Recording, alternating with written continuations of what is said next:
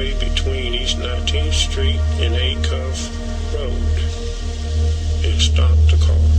Told her I wanted sex, told me she was a virgin and didn't want sex before she was married. And after then, of course, I made her drive the car back onto East 19th Street.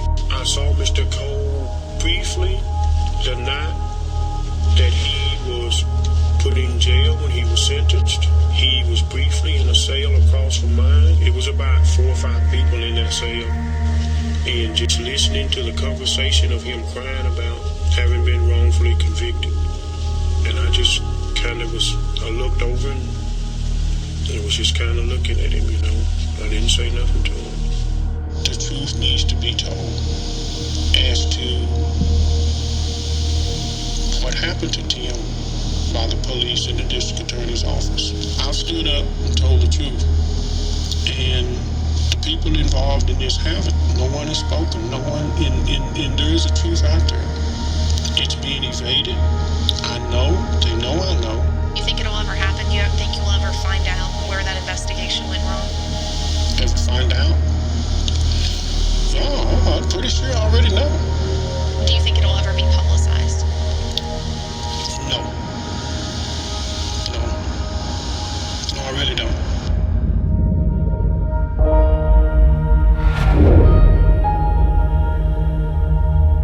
Lubbock in the 1980s was a conservative community.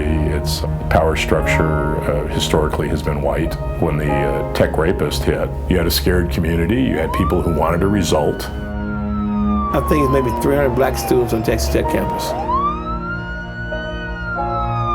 It became a common saying, do not walk on campus at night if you're black because you'll be considered a tech rapist. And that's honest God true. My brother Reggie and my brother Tim were roommates. They lived about just a few blocks from campus. Reggie lived upstairs, Tim lived downstairs. So I knock on the door, and I see these guys in these cheap suits. And they're like, is Tim calling? I said, no. You leave a message. I mean, who are you? He said, we'll be back. Never said that police officer, nothing. 30 minutes later, Tim comes home. And he heard Tim say, no, I ain't raped nobody. Y'all got the wrong person. When I heard those words, I'd take off running downstairs. And we'd have said, give me a lawyer.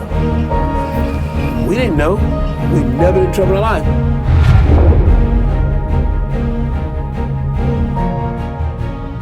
Is justice always right in those? Sometimes, I would hope most times it is. In this case, it wasn't. And in the lineup is where the rape victim, Michelle, picked Tim out.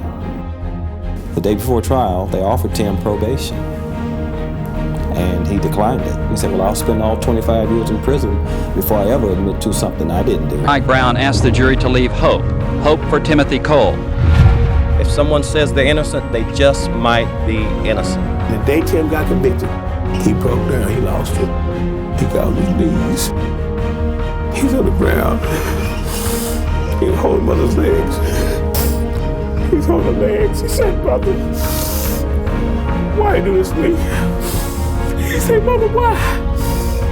Why you do this to me? He said, I raped that girl. I just would have loved that this never happened.